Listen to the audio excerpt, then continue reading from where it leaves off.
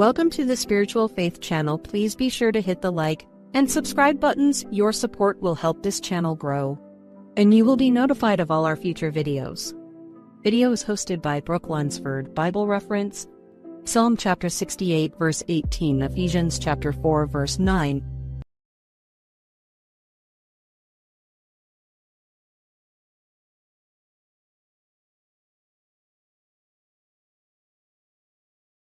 Psalm chapter 68 verse 18, King James Version. Thou hast ascended on high, thou hast led captivity captive, thou hast received gifts for men, yea, for the rebellious also, that the Lord God might dwell among them.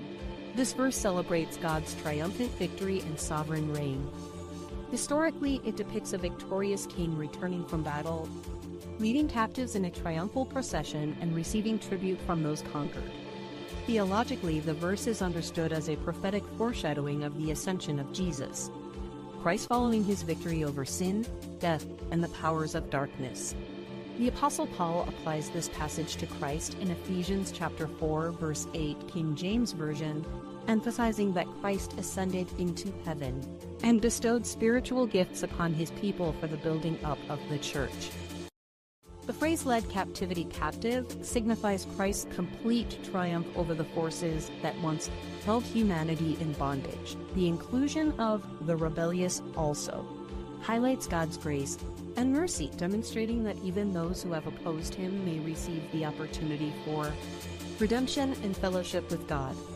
Ultimately, the verse points to God's desire to dwell among his people, fulfilled through his redemptive work and his continuing presence with believers. Ephesians chapter 4 verse 9, King James Version. Now that he ascended, what is it but that he also descended first into the lower parts of the earth? This verse is part of the Apostle Paul's explanation of Christ's exaltation following his earthly projects, exaltation following his earthly ministry, death, resurrection, and ascension. Paul argues that Christ's ascension into heaven implies that he first descended from his heavenly glory to enter the human condition. The phrase, "the lower parts of the earth," has been interpreted in several ways throughout Christian history. Many scholars understand it as referring to Christ's incarnation, his coming down from heaven to live among humanity. Others interpret it as a reference to his death and burial, emphasizing his complete participation in the human experience, including suffering and death. Some theological traditions also connect the phrase to Christ's descent to the realm of the dead, between his crucifixion and resurrection. The central message of the verse is not to describe the details of Christ's descent, but to emphasize the completeness of his redemptive work. The one who ascended in victory is the same one who willingly humbled himself, entered a fallen world, suffered, died, and rose again for the salvation of humanity. Paul's argument underscores both Christ's humility and his supreme authority, demonstrating that his exaltation was preceded by his self-sacrificial descent on behalf of sinners. This truth provides believers with confidence that Christ fully understands human weakness and has conquered every aspect of sin, death, and separation from God. See also Philippians chapter 2 verses 5 through 11.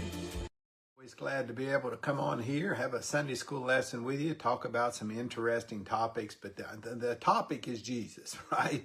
That's the subject. That's the top of the line. That's the best that there is. That's what we got to get to knowledge of. What is Jesus? Who is Jesus? What did he do? Why is it important? What's it mean to me? You know, well, it's going to mean a lot to you. If you're going to go to live in heaven forever, it's going to mean something to you. You're going to have to understand who Jesus is a little bit, right? Sammy Jeffers, good morning to you. Be safe out there on that road. So we got to understand this thing. We got to understand who Jesus is. Now, another thing too, and this is getting out there, not out there. I mean, this is a little bit of an interesting topic today, the descent into hell. And it's interesting to me for several reasons. But number one, just because, you know, Jesus didn't lay there in the tomb all weekend, Sammy. Jesus had some things that he had to do. And what we covered yesterday was how there is one body, there's one Spirit, there's one calling, there's one Lord, there's one faith, there's one baptism, one Father, and God's in us, and because he's in us, we ought to feel pretty secure about the situation. But now he kind of shifts it over a little bit, and he starts talking about, he pulls out Paul references Old Testament out of Psalm 68, verse 18, when he says this, he says, wherefore he saith, when he ascended up on high, he led captivity captive and gave gifts unto men. Now that he has ascended, what is it but that he has descended first into the lower parts of the earth? And that was a question, so maybe I should read that differently. And maybe it would start out like this. Now that he has ascended, meaning Jesus has gone up, what is it that he also ascended first into the lower parts of the earth? So what are we talking about there? Why does Jesus go into the lower parts of the earth while he is in the tomb over that weekend? Okay, so yesterday we closed out with, look, here's all the spiritual gifts. Here is God's grace. It's a spiritual gift. You and I are both saved, but you may have this gift and I don't have it. You may have more of this gift than I do have. And there's all kinds of different ways to look at this. Good morning, Kim Carnes. Again, good morning, Sammy Jeffers. We're in Ephesians chapter 4, verse 9. So they talk about the ascension of Jesus. The angels watched as he went up. And the angel says, why are you gawking at that? Why are you staring at Jesus going up? The same way that he goes up, he will come back. More prophecy, talking about Jesus coming back. But now this morning, we're going to talk about the descent of Jesus into hell and the reasoning behind why he does it. See, if you go back to Psalm 68:18, it's referenced here, okay? And this verse is an illustration of Christ bestowing spiritual gifts on his church. The Old Testament pictures God as a victorious warrior returning to Mount Zion. He ascended up on high. He led Israel's defeated foes. He led Israel's defeated foes in a triumphal procession, which is to say he led captivity captive. Then he distributes to Israel the spoils of war. He gives gifts unto men. Similarly, when Jesus returned to heaven, he ascended up on high. He had conquered Satan and all of his demonic hordes by leading captivity captive. And he distributed spiritual gifts to his church. See, he gave gifts unto men. Some of you are Sunday school teachers. Some of you are preachers. Some of you are evangelists. See, so pretty interesting, okay? So his ascension into heaven, and I don't think we get this because we probably don't read this footnote. And if you don't have this King James Study Bible with this explanation, you just don't know it. I mean, it's just part of the things, We'll buy books on how to get better, how to get smarter, how to make money, how to do everything. But we don't buy a book to help us understand the Bible better, right? I mean, honestly, we're that way, aren't we? So let's look here for one more second. It says, and the person who cared enough to descend for man's redemption is the very person, which is Jesus, who was equally concerned for the church's well-being, so that upon returning to heaven, he equipped his church with all the spiritual gifts prerequisite for the church's growth. See? So, I'm going to go back to verse 9, but just while I'm on the footnote for verse 11, it says, this verse identifies some of the spiritual gifts given to the church. These are the God-given abilities enabling some Christian to function as apostles. You and I are not going to be apostles today, and you and I are not going to be prophets today. See, there is no new revelation. Don't take away, don't add to the Bible. Okay, so that ain't you.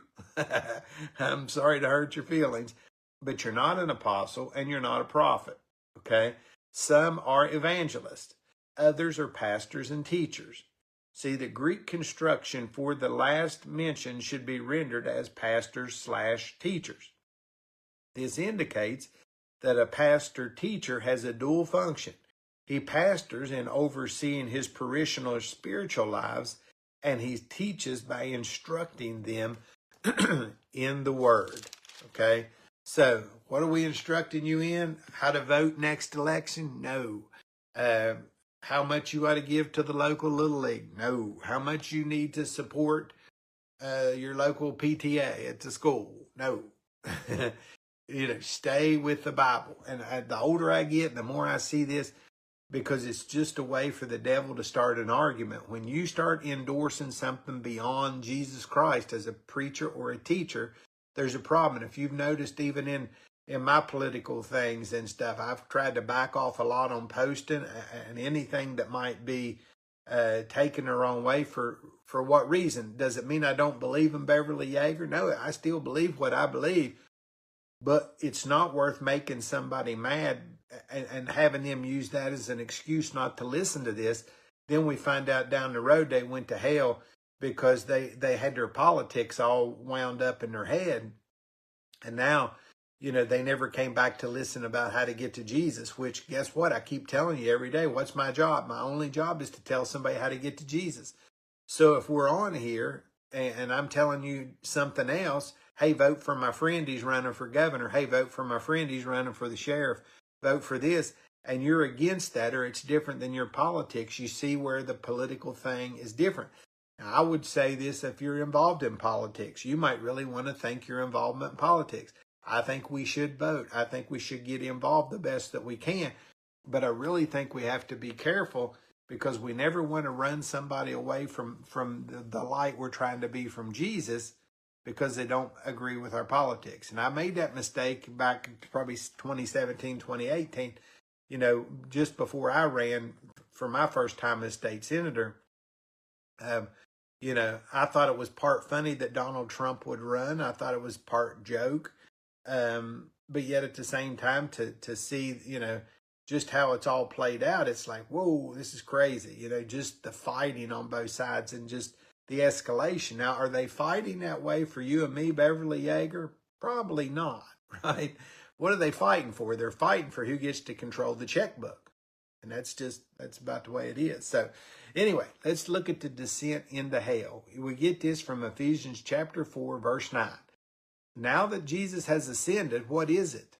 But that he descended first into the lower parts of the earth. So Paul is asking this question. It says, verse 10, he that descended is the same also that ascended up above all heavens, that he might fill all things, which is to fill you up with what you're supposed to be, all your spiritual gifts, right? But look, here's the descent into hell. Here's what it is. Before the death of Christ, both the lost and the saved went to Hades. Although it was divided into the place of torments and the paradise of God, see Abraham's bosom. See, when we read Luke 16, verses 19 through 31, since Jesus can't mislead us or lie to us, I assume that was that paradise that the rich man could see Abraham and then see Lazarus in the bosom of Abraham. You can read that again. It's Luke 16, starting in verse 19, all the way to verse 31. Okay? So the illustration is this. When Jesus hung on the cross, he consoled the penitent thief that he would be with Christ today in paradise. Remember that? He said, remember me when you come into your kingdom. And Jesus said, today you will be with me in paradise. Okay? So you will be with me. So what's he going to do? When he gives up the ghost, gives up his life, okay, here's what's next. One of the accomplishments of the resurrection was to lead captivity captive, and that was to remove all Old Testament saints from Abraham's bosom, which was Hades, and lead them to heaven. Pretty interesting, isn't it? Did you know that? See? So when a Christian dies today, he immediately goes into the presence of the Lord, according to Philippians 1:23. What is that? Absent from the body, present with the Lord is probably what I figure that we're going to have if you go back and read that, okay? So there's where we're at on this thing today, is not only is he the first, see, Adam was the first Adam, right? Jesus was the second Adam. Sin enters into the world with Adam, and then Jesus comes and takes out sin, or the power of sin, and he takes out Satan. So when we start to look at the cross, What does the sin debt? What does the blood of Jesus do? What does the power of a God to lay down his life, then pick his life back up? Where is that, or what does that power signify, or what does it mean? That means all power. If you can pick, you remember he raised Lazarus from the dead, right? And I don't know how many times he empowered the apostles to raise somebody from the dead, but it was a couple times at least. So here's somebody that not only can I speak your name and raise you from the dead as Jesus, but Jesus could also lay down his life and say, life, leave me. And then he could pick his own life back up. Folks, that's complete power, right? And then just think of it like a video. You shoot a video and you take it home, plug it into the TV, and you watch it. Now, think about having the power to get in your own creation, because that's what Jesus does when he's born in that manger. He comes and gets in his own creation.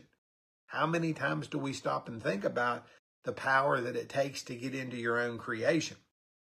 Now think about all the people from the beginning of the world, from the first sinners, right? The first people to go to hell, they stayed in hell, right? But those people that had a relationship with God, that had been in this holding place called paradise, Jesus led them into the presence of heaven. Now, every time somebody dies that knows who Jesus is, guess what we're doing? We're going straight to the presence of the Lord. Absent from the body, present with the Lord. That's pretty strong stuff if you're like me or you believe that. I mean, I just don't see how it could be, it's just about as good as it gets, because, again, I think we have so much, there's some thoughts we have on Jesus and some thoughts we have on the truth, but some of the most elementary things we just don't know and we don't want to know, right? Or we're not paying attention to. Or, to me, this is a pretty big proof or truth in Jesus, in that, guess what he does? He goes into hell, gets the keys of hell from the devil, right? Because he's overcome death, hell, and the grave. That's part of what he did, That's part of the good news is, hey, look, our God is big enough to overcome his own death. Our God is big enough to lay his life down, pick it back up, and go right on down the road. His mission didn't change. Now he sits at the right hand of the Father, not only making intercessory prayer for you and I, but there's something else he's got going on there.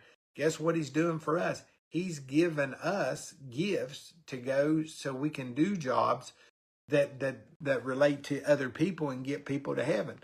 The evangelist is a big thing. See, the word evangelist only occurs 3 times in Scripture. That's what the note says. This is verse 11. He gave some apostles, some evangelists. So what is an evangelist? It says, therefore, relatively little can be concluded about this person's role. What it has evolved to here now in the United States is an evangelist is somebody that doesn't want to take on the responsibility of pastoring the church and being responsible for the flock, but he would love to come in and preach when he's got some time, and he'd love to come in and tell you what a great sinner you are and how everybody in your church is going to hell, and he's so isolated because he don't have anybody to be responsible for, so he feels the freedom and the responsibility to just cut loose on people. Whereas the preacher or the pastor of a church understands, like a shepherd taking care of a lamb, some lambs need petted. Some lambs do need some tough love, But overall, that to me, I think this has evolved. It's not what it's supposed to be in, as what it's evolved to. So I don't know. You can disagree if you want to. But let's look at this. Therefore, relatively little can be known about the role of an evangelist. Philip, who planted churches, is called an evangelist. Okay. Timothy was instructed to do the work of an evangelist. Some have the gift of evangelism and are given to the church. Verse 11. The root meaning of evangelist is to bring good tidings or to bring the gospel message. See? But what has evolved, and it goes back to what I said at the beginning of the program, Kim Carnes, it kind of goes back to we've got a lot of preaching today. They go in and read the headline from the newspaper, and then they rail about the things of the world. Well, no kid. This is what it was supposed to be. The world was supposed to be this. But we've got away from, let me bring you the gospel music. Let me bring you the gospel message. The message is Jesus wants to save you. The message is you ought to be able to look around and see enough evil to see that, hey, you want to get away from this evil, come to Jesus.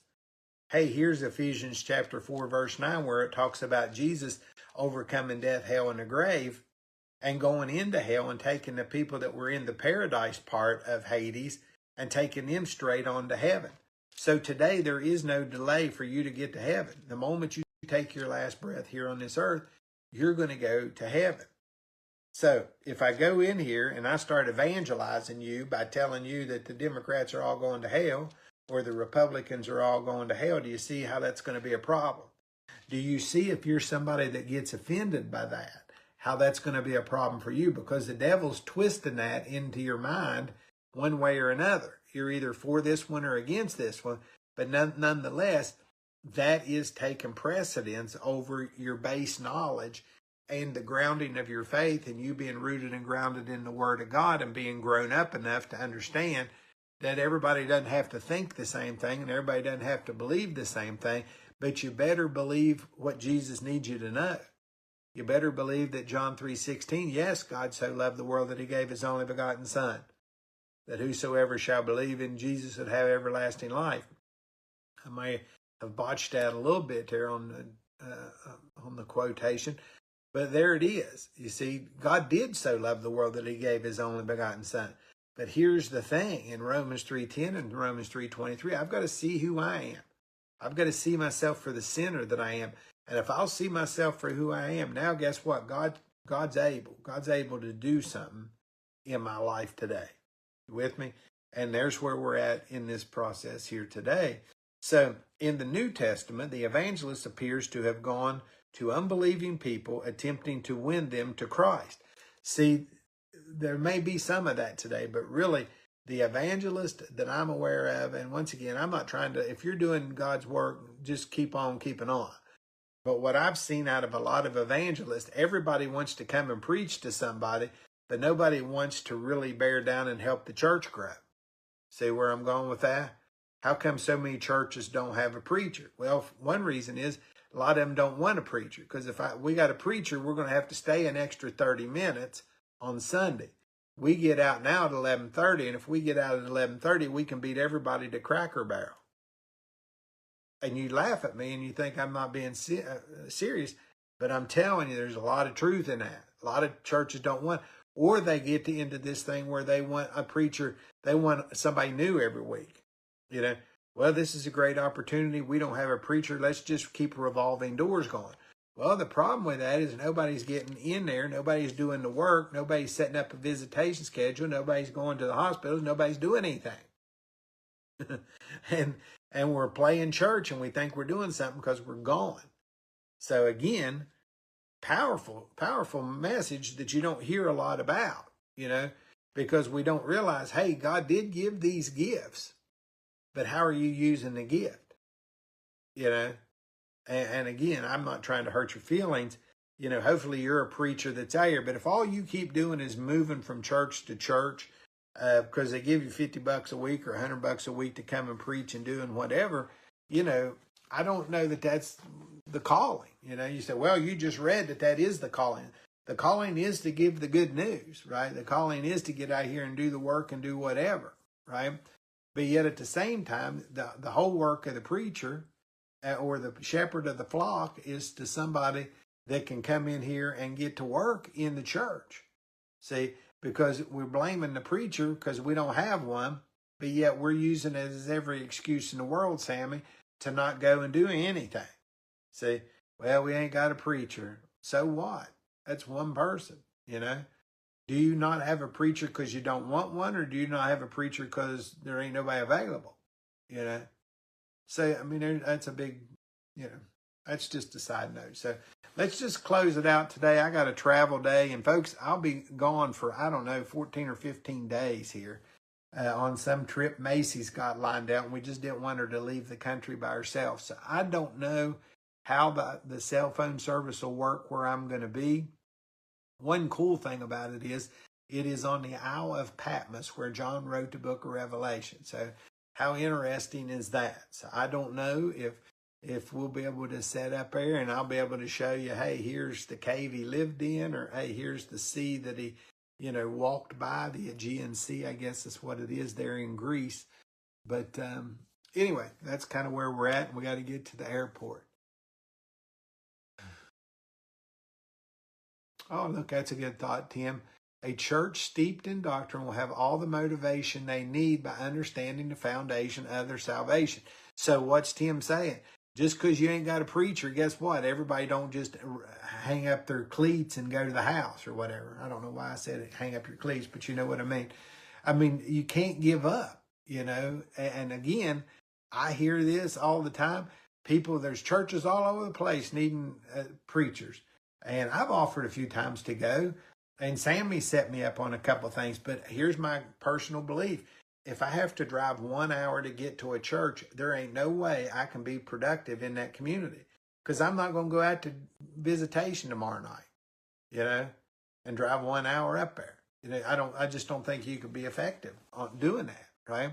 But like Tim's saying, rather than all these churches falling off to nothing because nobody's going anymore because we don't have a preacher, like Tim's saying, if you really knew what the Bible said and you really knew what your spiritual gift was, and if you really knew that your church is the light on the hill, and if you really knew it ain't about your preacher, and well, this is another thing, and man, it's beat the preacher up day, but you know, there's some churches that love their preacher way more than they love Jesus. They love their preacher way more than they love the church, and you're like, oh, I can't believe you would say that, but I am telling you, it's scary, and what's going on there. And you need to get away from that. You know, you got to get Jesus back in your church in a lot of places, right? And people have used this so many times, you know. But I love Tim's comment. You know, if I know what I need to do, listen, I'm going to follow this and then let everything else fall wherever it has to fall on the way. You with me? Because I can't, you know, number one, you may say, well, you already said more than you should have said, and maybe that's true as well, you know. Once again, you see why I'm not pastoring a church, right? Because with me, the deacons, you know, you get into a situation with your deacons, you know, and it's more and more. It's funny to me that the Southern Baptist Convention would tell you women can't teach, women can't preach. Well, that's funny that they would tell somebody that when they're basically a bunch of old white men. So they don't think a woman can do anything.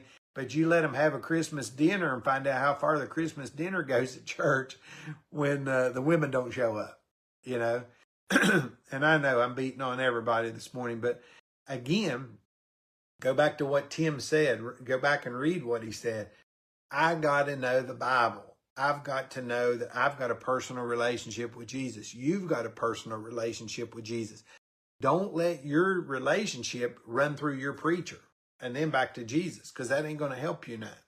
Don't let your relationship run through your mom or your dad, or your dad's a trustee, a deacon, a preacher. That don't get you to heaven. See, and there's a lot of people, man, that's got that all mixed up, you know. Because why? Because it goes back to the doctrinal. You haven't studied the Bible.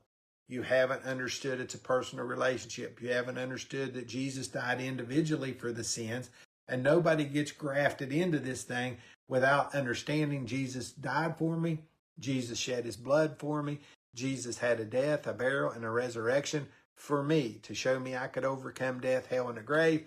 And not only that, but he took that first group of people that had been in that holding area of paradise, he took them to heaven. So guess what it means for us, Kim Carnes? The minute we take our last breath here, we're out of here.